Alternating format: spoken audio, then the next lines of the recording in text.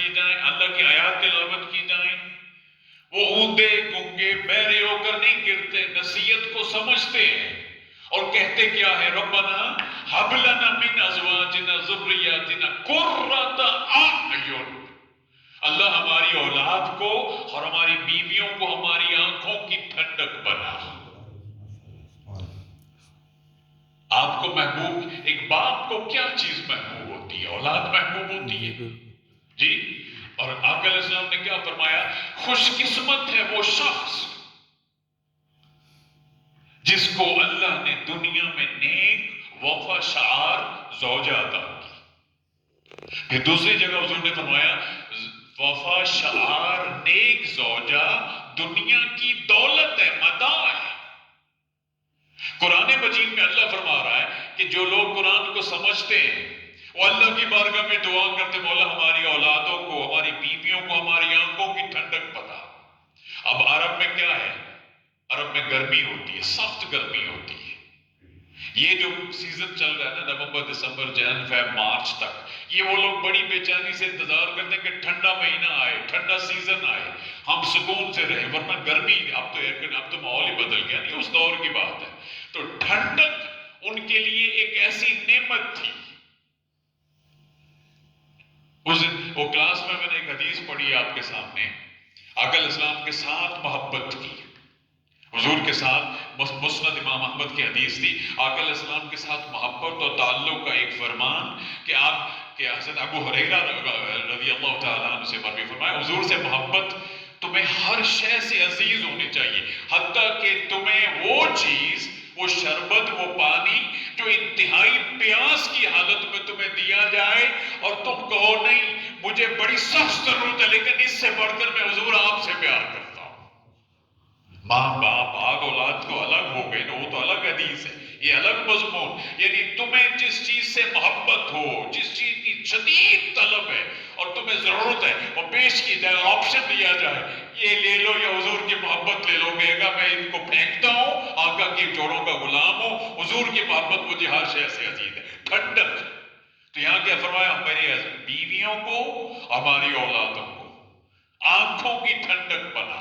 اگر آپ کا بیٹا متقی ہے, پرہیزگار ہے, آپ کا جوان بچہ بدکاری سے بچتا ہے, نماز کا جگانا پڑتا ہے, آپ کا بچہ روزے رکھتا ہے, آپ کا بچہ چلتے پھرتے لوگوں کو سلام کرتا ہے, آپ کے بچے کے منہ پر داڑھی ہے, آپ کے بچے کی زبان سے کوئی لوگ گواہی بھی نہیں دے گا کبھی گالی سنی ہو, اگر آپ کا بچہ ملنسار ہے, کوئی ماتم ہو جائے, خوشی کا موقع ہو محلے میں, وہ بڑھ چڑھ کر آگے خدمت کرتا ہے, فوتگی ہو جائے, قبر کا اعلان ہوتا ہے, سب سے پہلے پہنچتا ہے, سب سے آخر میں آتا ہے, جنازے جائے تو پیچھے پیچھے جو گویا باپ دیکھتا ہے کہ میرے بیٹے میں وہ ساری کوالٹیز پائی جاتی ہیں جو ایک مومن مسلم میں ہو, تو کیا کہے گا, اللہ تیرا شکر ہے تو نے میری اولاد کو آنکھوں کا ٹھنڈک بنایا.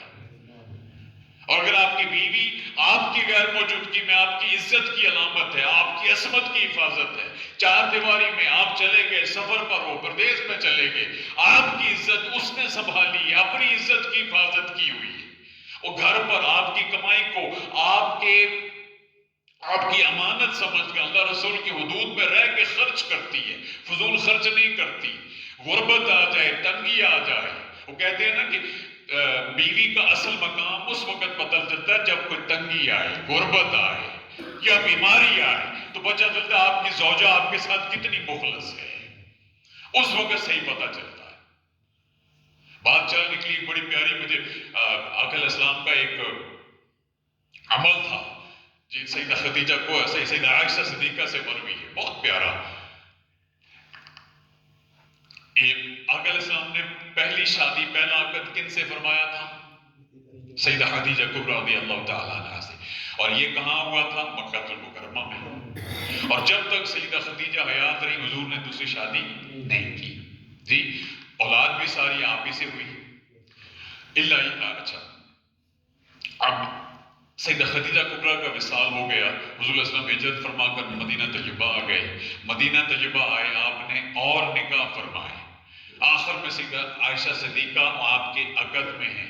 آقا علیہ السلام گھر میں تشریف فرما, بات ہو رہی ہے نیک اور متقی پرہیزگار اب وفا شہر زوجہ مقام کیا ہوتا ہے اللہ کے رسول سے ہم سیکھتے ہیں. حضور علیہ السلام گھر میں تشریف فرما ہے, آقا علیہ السلام کی دروازے کی جانب پشت مبارک ہے, سیدہ عائشہ صدیقہ سامنے بیٹھی ہے, آپ کا رخ انور حضور کی دروازے کی طرف ہے, حضور علیہ السلام کی پشت ہے, سیدہ عائشہ صدیقہ کا چہرہ مبارک دروازے کی طرف ہے.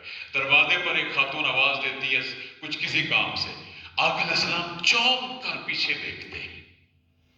سیدہ عائشہ فرماتی ہیں میں نے اللہ کے رسول کو عورت کی آواز پر اس طرح چونک کر کبھی نہیں دیکھا. یاد رکھیں بات ہو رہی ہے نیک بیوی کی, نیک زوجہ کی, اور میاں بیوی کا تعلق کیا ہوتا ہے یہ بتانے جا رہا ہوں. وہ آئی خاتون, بوڑھی خاتون تھی, کچھ کام تھا, جو بھی ہوا سیدہ عائشہ صدیقہ گئی, ان کو وہ کام ہو گیا, وہ چلی گئی.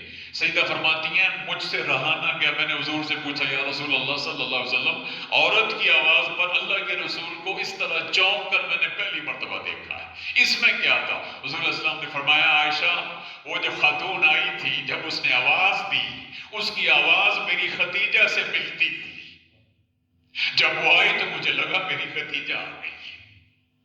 عائشہ سیدہ عائشہ فرماتی ہے اللہ کے رسول, اب سیدہ عائشہ صدیقہ جوان آپ کی زوجہ ہیں, فرمایا اللہ کو رسول کو ان سے بہتر زوجہ ملی, بہتر نعمتیں ملی. حضور نے فرمایا نہیں, جو محبت اللہ نے مجھے ختیجہ سے دی وہ اور کسی سے نہیں ملی. جب لوگ پتھر مارتے میں ریش خون آلود, بال خون آلود ہو کر گھر آتا تو ختیجہ مجھے گود میں میرا سر رکھ کر اپنے پلو سے میرا خون صاف کرتی, میری ریش مبارک سے گرد دھوتی اور مجھے تسلیاں دیتی. جب پہلی وحی نازل ہوئی, سب سے پہلے وحی کا نزول کا تذکرہ میں نے ختیجہ سے کیا. مجھے اللہ نے اولاد بھی دی تو ختیجہ سے دی. جب اللہ کو مال کی ضرورت پڑی تو ختیجہ نے سارا مال اللہ کی راہ میں قربان کر دیا. جو محبت ختیجہ سے ملی اور مجھے ہر مشکل و آسانی تنگی میں جو ساتھ ختیجہ نے دیا اور کسی نے نہیں دیا. سبحان اللہ.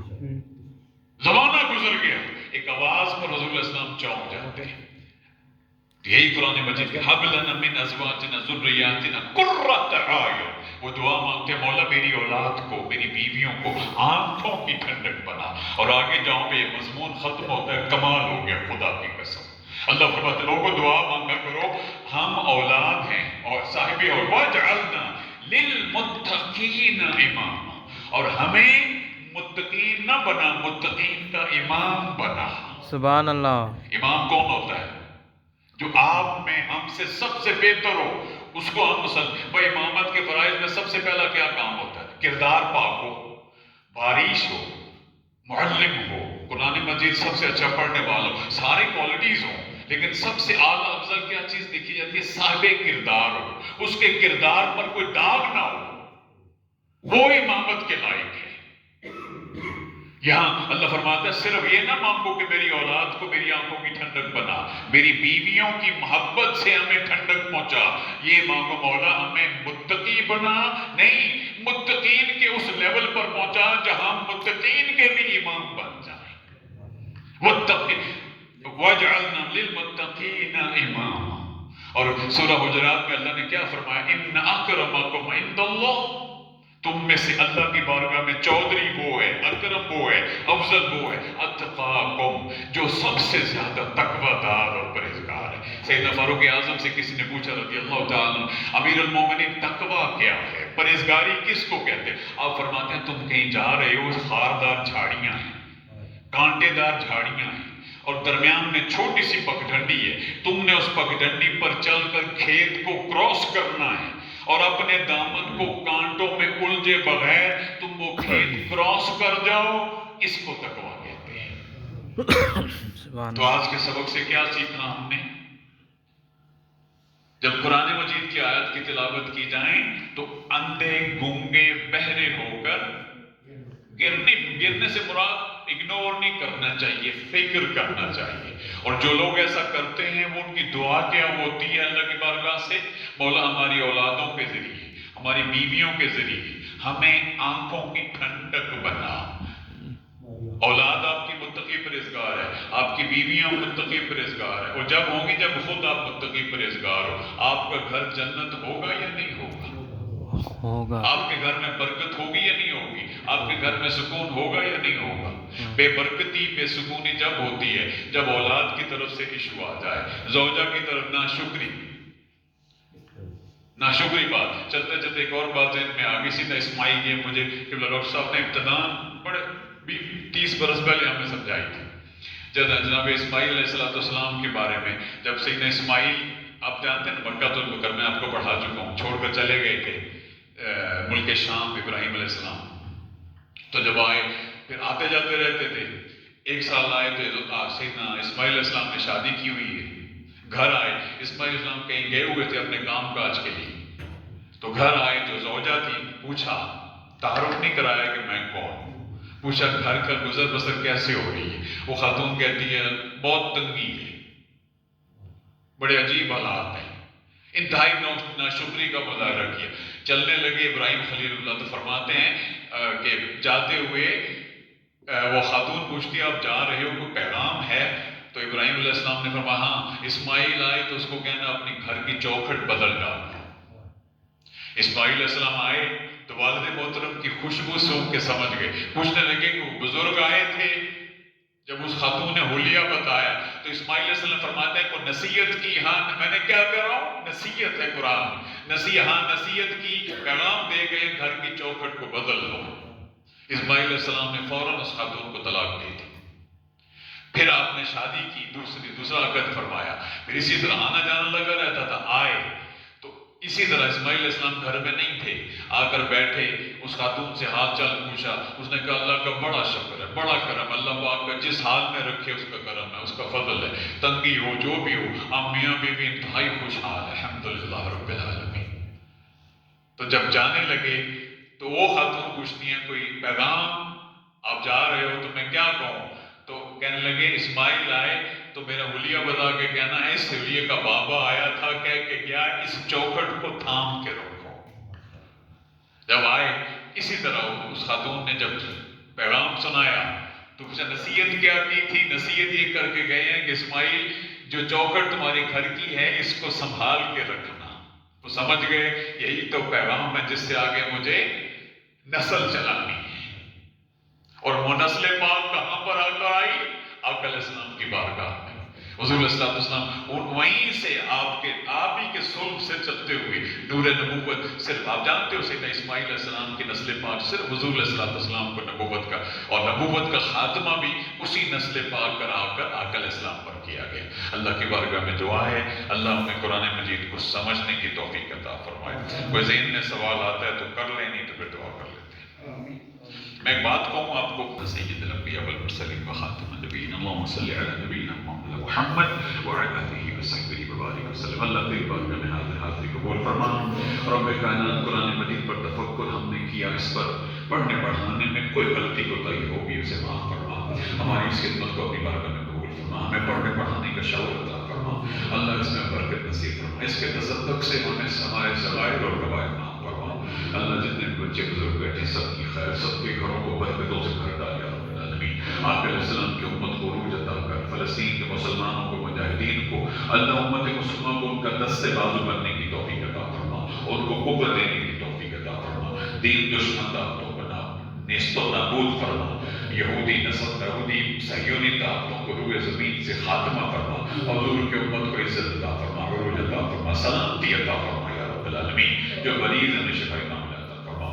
اس درس قرآن میں آخر میں جو بھی ضیافت کے لیے اہتمام کیا جاتا ہے، جو لوگ کرتے ہیں، جو عبادت کرتے ہیں، اللہ ان کے گھر کو آباد و شاد کر، برکت نصیب فرما. اولاد نرینہ عطا فرما، اولاد نرینہ عطا فرما، اولاد نرینہ عطا فرما. اپنی و اپنے محبوب اسلام کی رحمت کا سایہ عطا فرما. اس مسجد کو بنانے، سجانے، سنوارنے، صفائی ستھرائی، امامت کے منصب سے لے کر ٹوائلٹ صاف کرنے تک جو بھی خدمت کرتا ہے، اللہ سب کی خدمت کو قبول فرما اور اس کے عوض ان کے گھروں کو خیر کثیر عطا فرما.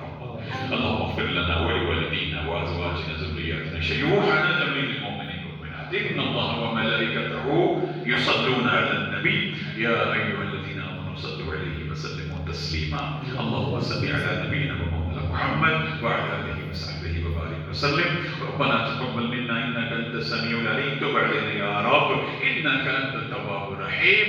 امين امين يا الله بجاه سيد المرسلين صلى الله عليه وسلم. وسلم بحق لا الہ الا